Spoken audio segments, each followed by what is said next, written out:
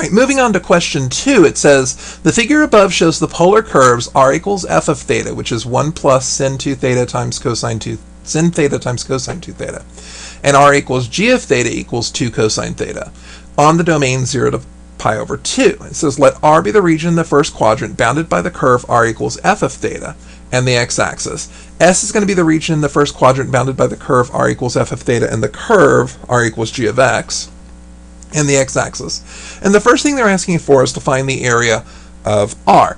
Remember that if I want the area of a polar graph, then what I'm really looking for is the integral from theta 1 to theta 2 of 1/2 r squared d theta. So for us, this is going to be the integral from 0 to pi over 2 of 1/2 times r, which in this case is 1 plus the sine of theta times the cosine of 2 theta squared d theta.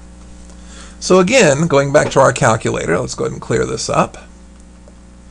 I want to integrate, and I'm going to integrate 0.5 times the expression 1 plus the sine of theta times the cosine of 2 theta, and I want to take that expression and square it. I'm going to integrate this with respect to theta, and I'm going to do it from 0 to pi divided by 2. So I'm going to do this calculation, and we get 0.648. So our area, or actually I should say R, is going to be equal to that 0.648. And again, the nice thing about this problem is because there are no units given in the diagram or in the text, I have no units here, so it's just 0.648. Moving on to part B, it says the ray theta equals k, where 0 is less than k is less than pi over 2, divides S into 2 regions of equal area, and it says write but do not solve an equation involving one or more integrals whose solution gives the value of k. So what I essentially want to do is set those integrals that we were talking about from theta 1 to theta 2 and another integral from theta 2 to theta 3 to be equal to each other. So I'm going to be doing the integral from 0 to k of, this is going to be 1/2 f squared theta minus 1/2 g squared theta d theta. That's going to be the area for the first one, because remember they told us S is the area between f of x and g of x. And to be honest, the order doesn't matter here as long as I stay consistent. So the integral from k to pi over 2 of 1/2 f squared theta minus 1/2 g squared theta. Again, the idea here is that because I want the two regions to be of equal area, I want to make sure that they're equal to each other.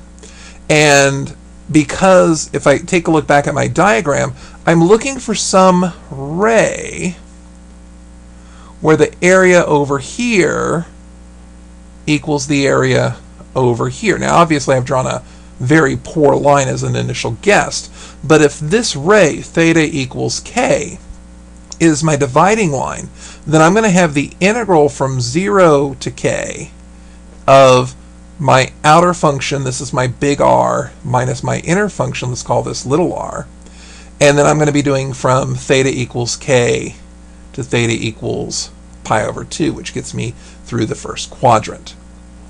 Moving on to part C, it says for each theta, 0 less than theta less than pi over 2, let w of theta be the distance between the points with polar coordinates f of theta comma theta and g of theta comma theta.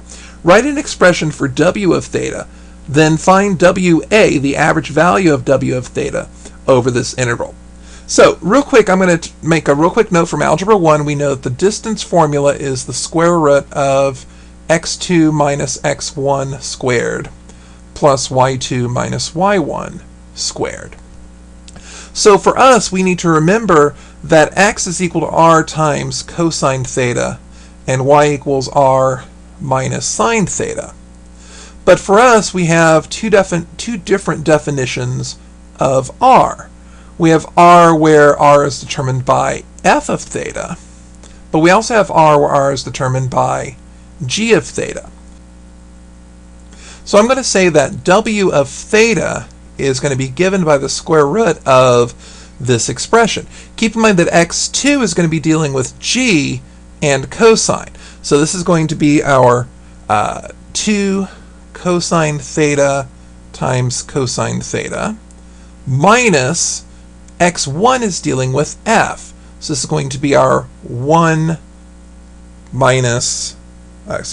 plus sine theta cosine 2 theta times cosine theta, and that expression is going to be squared. Keep minus x2 minus x1 quantity squared. Now I need to deal with y for g of theta. That's going to be my y2 plus, this is going to be 2 cosine theta times sine theta minus, and now it's going to be for y1, it's going to be f of theta evaluated at r times sine theta. So it's going to be 1 plus sine theta cosine 2 theta times sine theta, and then this expression is going to be squared. Ugliness, but this simplifies. Now what I have here is technically a correct answer for writing an expression for w of theta, but it's going to be horrible for me to continue the calculation. So I do need to do some simplification. And the thing I notice is that I do have a cosine on each of these terms, which I could factor out as cosine squared theta, because this squared.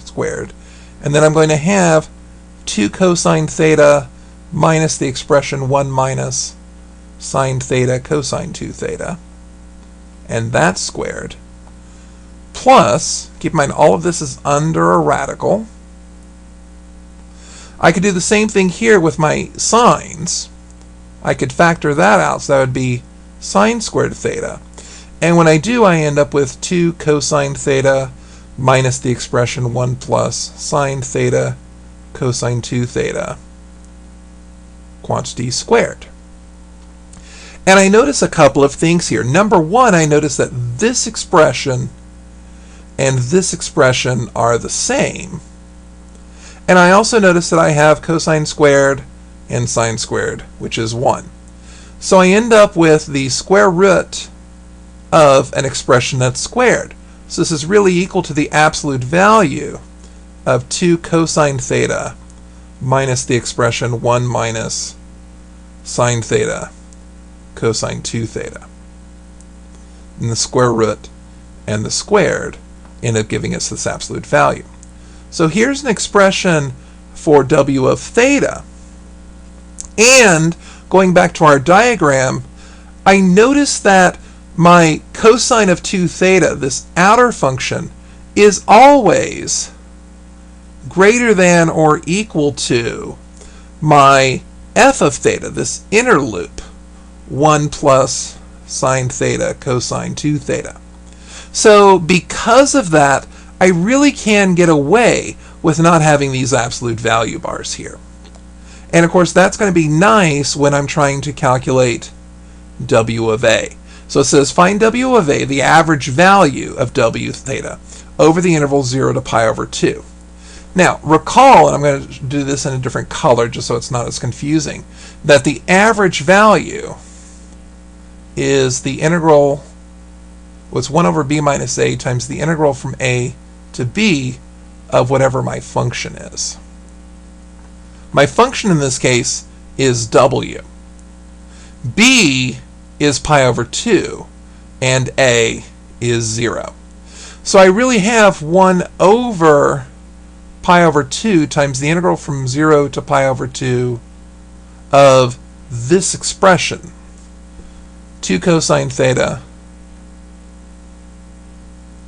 minus the expression 1 minus sine theta cosine 2 theta, all of that being integrated with respect to theta. So we're going to go to our handy dandy calculator. we're going to do 2 divided by pi times the integral, and we're going to integrate our function, which is 2 times the cosine of theta minus the expression 1 plus the sine of theta times the cosine of 2 theta. Close for the parentheses, close for the subtraction expression, and I believe that's everything. Let me check. Oh, one more for the function itself. And I'm going to integrate that with respect to my theta variable from 0 to pi over 2. And we end up with this expression, but we can always ask it for a decimal approximation. So W sub A will come out to 0.485.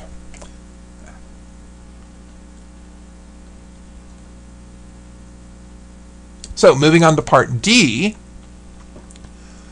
Part D says, using the information in part C, find the value of theta for which W of theta equals W of A. And it wants to know, is this function W of theta increasing or decreasing at that value? Give a reason for your answer. So what I've got is that our 2 cosine theta minus the expression 1 plus sine theta cosine 2 theta has got to be equal to 0.485. And I want to solve this for theta somewhere between 0 and pi over 2. So one last time to our calculator. Let's go back over here. We're going to do 2 cosine of theta minus the expression 1 plus sine of theta times the cosine of 2 theta. And I want this to be equal to 0.485. And I want to solve this. So under algebra, I want to solve. And I want to solve this for my variable.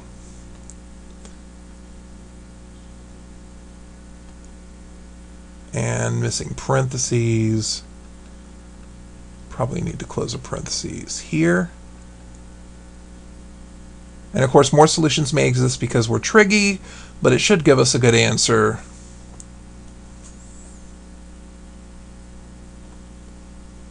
Come on, come on, come on.